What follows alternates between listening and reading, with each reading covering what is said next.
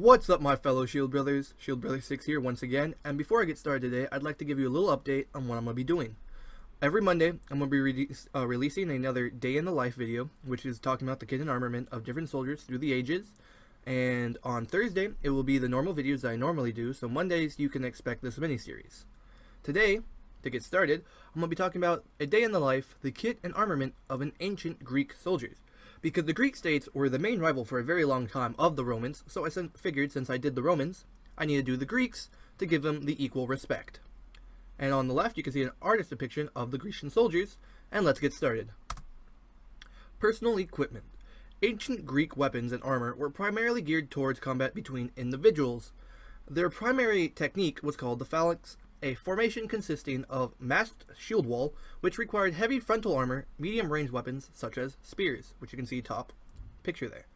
Soldiers were required to provide their own panoply, or kit, which could prove expensive. However, the lack of any official peacekeeping force meant that most Greek citizens had to carry weapons as a matter of course for self-defense.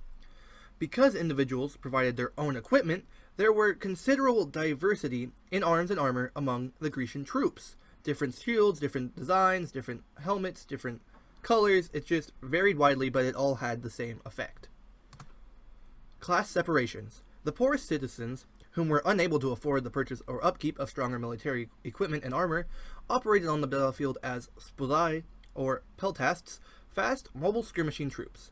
All weapons were primarily constructed from iron, wood, and bronze. Bottom left, you can see an artist, Johnny Schumitz's depiction of the peltast, with their vary of armor and arms and their slings and javelins, because they were the skirmishing troops. Weaponry. Here we're going to get into the weaponry of the Greek soldiers specifically. Personal armament. They used the spears for the phalanx, as I said. The primary weapon was used by Greek troops was a 2 or 3 meter spear with a leap-shaped blade on one end and a short spike on the other, known as the doru. The doru was used one-handed, the other hand supporting the soldier's shield. At the bottom you can see a doru constructed graphically. Swords. As a secondary weapon, hoplites were known to carry a short curved sword known as the scyphos, which was made from iron or bronze depending on the era. This was used in the event of a broken spear or if close melee combat was necessary if the shield wall were to collapse. Hoplites, mounted on horseback, used a heavier curved sword known as the kopis, meaning chopper in the Greek language. The ranged weapons.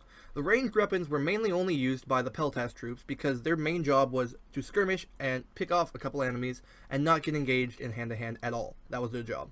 The bow, the toxa. While the bow was a relatively uncommon weapon for the area, the wooden stave bow used had a limited range. Some troops treated their arrows by thrusting them into rotting corpses, thus creating a crude form of biological warfare. But their main weapon was the javelin, or akontia. Peltast troops commonly used javelins, and hoplites and cavalry troops were also often equipped with javelins for throwing before they got into shield wall. The javelins used were light spears around 1.5 meters in length, which had an unbarbed bronze head to facilitate recovery of the weapon. That way you could just pull it back out, throw it again. They were usually thrown with the aid of an armamentum, which was kind of a crude sling which helped get it farther. Here you can see an Athenian hoplite holding an aspis, wearing a Corinthian helmet, and holding a xiphos, their sheathed. The exhibition that this picture was taken from was Democracy and the Battle of Marathon on the 23rd of October in 2010 in Zappeion, Athens, Greece. And there you can see a really good picture of a model just with the typical Greek armament that you see in the games, movies, media. It's just, they're famous for the hoplites, for what they wore and what they used. The armor. The armory. The torso. A heavy bronze breastplate was the most common form of infantry torso armor used, usually in the form of a bell cuirass or a linothorax, which you can see there. Little other armor was actually worn, and fatal blows to the unprotected areas such as the bladder or neck are often recorded. Cavalry armor was designed to be lightweight. Over a sleeveless tunic called a chintoskos, the cavalry soldier would wear a muscle cuirass, you can see there, designed to leave the arms as free as possible. Hoplites wore greaves to protect the lower legs in case a spear were to go down, and as did cavalry, so they didn't get their legs chopped up, but otherwise the torso and head were the only body parts protected by the armor. Everything else was open to attack. Armory continued. The shields. The most vital part of the panoply kit was the hoplon, a large round shield commonly made from layers of bronze, wood, and leather, which had a depiction on it. The hoplon was around a meter in diameter and weighed about 16 pounds. The peltasts were armed with wicker shields called pelte, which were much lighter, allowing for greater movement on the battlefield since they were skirmishers after all. Helmets. The helmets for the infantry came in various types. The earliest standard hoplite helmet was the Corinthian helmet, developed about 600 BC. Later, this was replaced by the Phrygian helmet and the Chalcidian helmet, which were lighter and did not impair the wearer's vision or hearing so severely. The Boeotian helmet was commonly used by cavalry troops due to their need for unimpeded vision and hearing, which had no facial protection and no side or back protection. It was just up. Other weaponry used by the Greeks. There was chariots, although the chariot, though ineffective for warfare in the hilly terrain of the Greek mainland, was used by the Mysians in some circumstances recorded.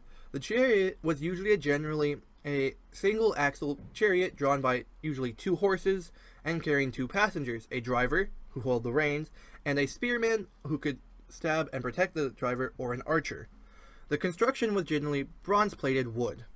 They also had catapults. The ancient Greeks used 2 principal types of heavy catapults as siege engines. The ethentonos, I think I got that right, was a type of stationary bow mounted on a tripod and similar in design to a ballista. There was also a larger version, the palantonos, fired stone projectiles that were like boulder, like huge size. Here you can see an artist's depiction of the Phalanx, where you can see the shields and the many spears, which was very effective, and that was the primary type of battle formation, even for the Romans, for a very long time. Thank you for watching. This has been Shield Brother 6. As always, catch this on Monday, that's mini-series, and then on Thursday you can expect a normal video.